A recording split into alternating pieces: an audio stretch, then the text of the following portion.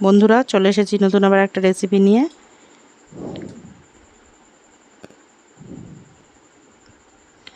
নমস্কার, তোমরা সবাই ভালো আছো? আশা করছি আমিও ভালো আছি।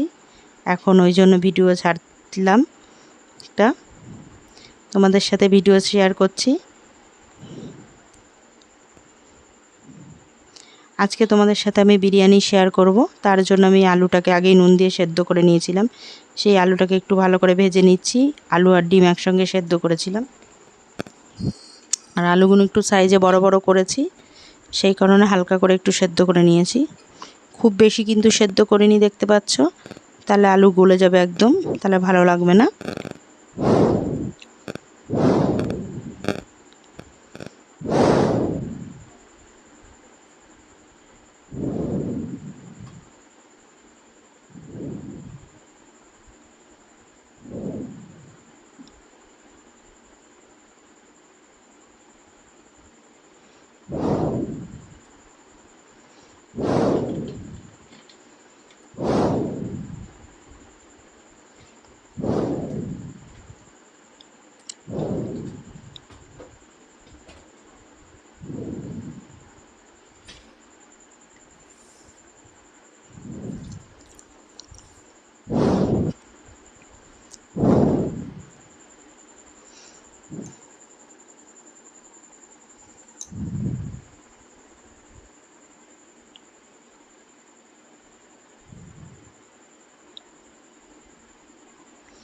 আমি ততক্ষণ আলুটা ভাজা হতে হতে মাংসটা রেডি করে নিই। মাংসতে দই দিয়ে দিয়েছি, নুন আর হলুদ গুঁড়ো, রসুন বাটা,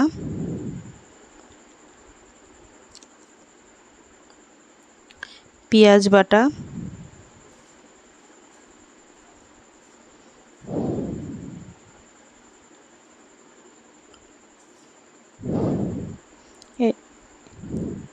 এবার এগুলো শুকনো লঙ্কা গুঁড়ো দিয়ে এবার সব পুরো মশলাগুলোর সঙ্গে মাংসটাকে ভালো করে মাখিয়ে নেব, ম্যারিনেশন করে নেব।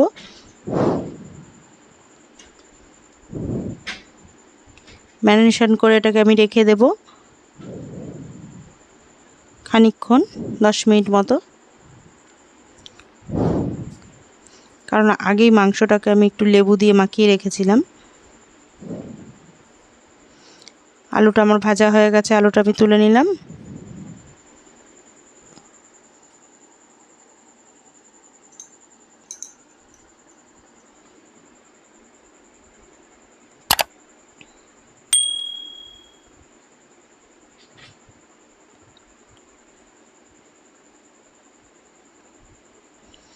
এখানে আমি 7টা ডিম দিয়ে দিয়েছি।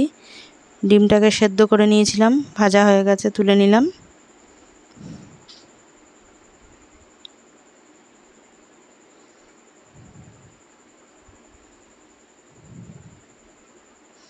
গোটা জিরে, এবার লং, এলাচ, দারচিনি, গোলমরিচ আর গোলাপের পাপড়ি দিয়ে দিলাম। এর মধ্যে সাদা এলাচও দিয়েছি।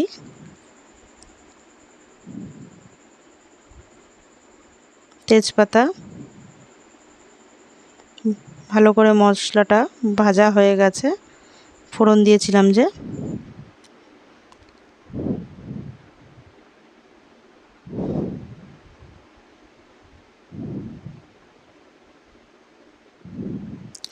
আদা পেস্ট,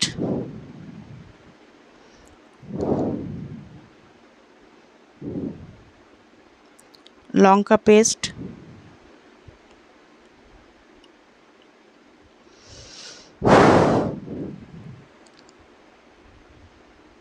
এখানে একটা টমেটো পেস্ট, টমেটোর সঙ্গে কাশ্মীরি লঙ্কা পেস্ট করে নিয়েছি একসঙ্গে,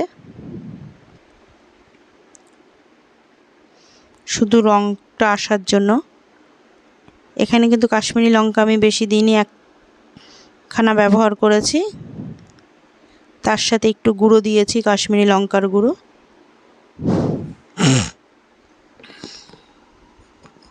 জিরে গুঁড়ো, ধনে গুঁড়ো,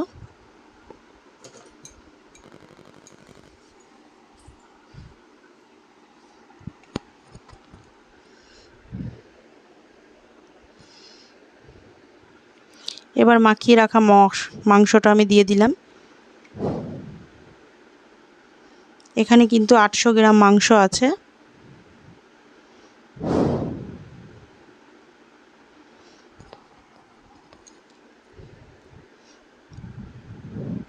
মাংসটা এখন ভালো করে কষিয়ে নেব।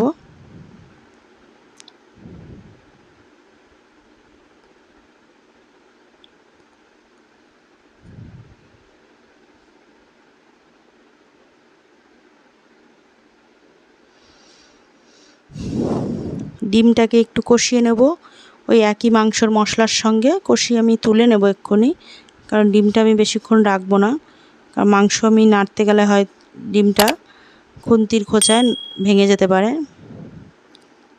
হয়ে গেছে ডিমটা, আমি তুলে নিলাম। মাংসতে কিন্তু আমি জল দিইনি, মাংস থেকে জল বেরোচ্ছে।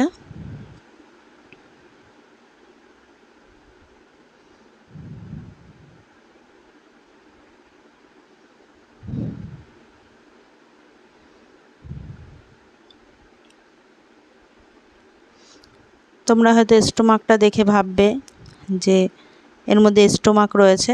স্টোমাকটা আমি খুব ভালো খাই, মাংস মানে অন্য কিছু না হলেও হয়, আমার স্টোমাকটা খুব ভালো লাগে, তো সেই কারণে স্টোমাকটা দিয়েছি, কিন্তু কষানোর পর আমি তুলে নেব স্টোমাকটা, কারণ ওই একটা স্টোমাক আবার রেখে কি করব, ওই জন্য এর সঙ্গে একটু কষিয়ে নিলাম।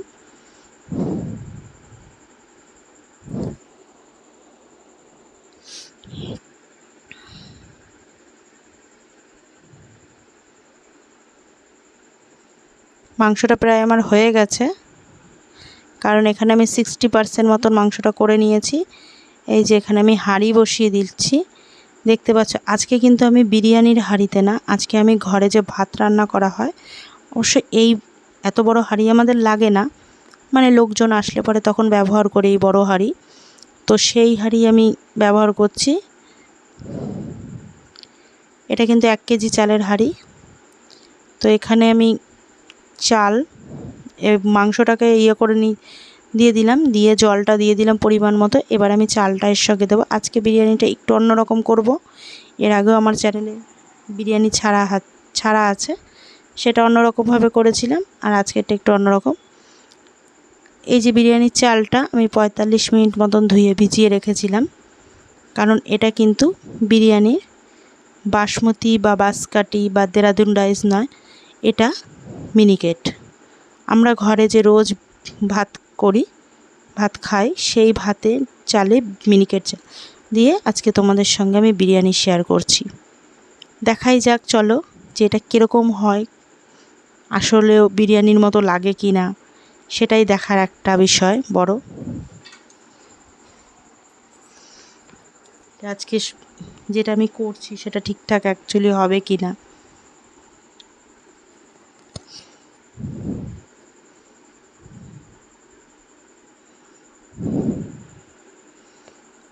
জলটাও দিয়ে দিয়েছি পরিমাণ মতো, এবার আরেকটু লাগলো সেটুখানি দিয়ে দিলাম। ওই কড়াই মশলা ধোয়ার জলটা, আর বিরিয়ানিটা তৈরি হতে হতে ততক্ষণ আমি এখানে দুধ নিয়ে নিয়েছি। এবার দুধের সঙ্গে কিছু উপকরণ মিশাতে হবে, সেগুলো রেডি করে নিই। কেশর দিয়ে দিলাম,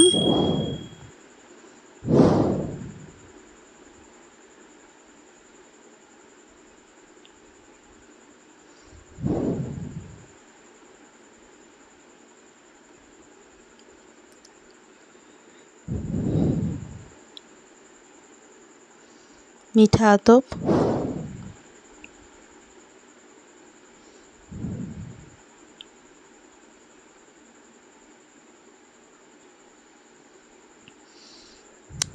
গোলাপ জল, কেওড়া জল,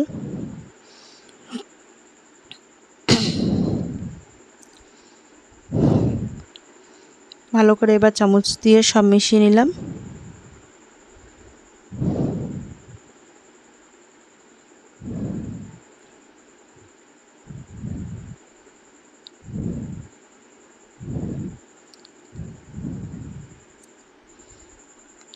বাচ্চাদের প্রায় সময় অনেক সময় বিরিয়ানি খেতে ইচ্ছা করে, তো ঘরে হয়তো চাল নেই, সব সময় তো আর ধরো আমাদের মধ্যবিত্তদের ঘরে সব সময় আর বিরিয়ানির চাল উপস্থিত থাকে না, তো অন্যান্য উপকরণগুলো হয়তো থাকে। তো সেই কারণে যদি মনে করো যে কিভাবে বিরিয়ানিটা তৈরি করব, চাল তো নেই, ঘরের চাল দিয়ে বিরিয়ানি অনায়াসে বানিয়ে ফেলতে পারবে, সেটাই আজকে আমি তোমাদের সঙ্গে শেয়ার করলাম। পেরেস্তাটা আগেই আমি ভেজে রেখেছিলাম, পেঁয়াজটাকে দিয়ে দিলাম,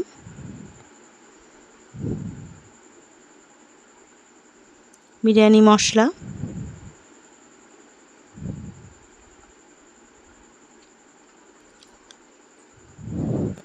যে মিশ্রণটা রেডি করে রেখেছিলাম দুধ দিয়ে দিয়ে কেশর গোলাপ জল সব কিছু দিয়ে সেটা দিয়ে দিচ্ছি। এই যে দেখো, ভাত কিন্তু আরও ঝরঝরে হয়ে যাবে, দেখতে পাচ্ছ। আজকে মিনিকেট চালের বিরিয়ানি পুরো তৈরি করে ফেললাম।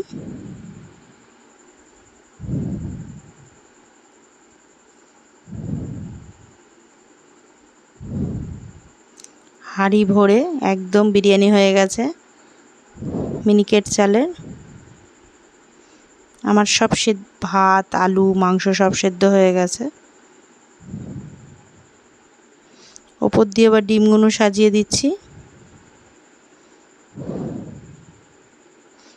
আমার আজকে চিকেন বিরিয়ানি কমপ্লিট। দেখো কি সুন্দর ঝরঝরে হয়েছে, দেখতে পাচ্ছ।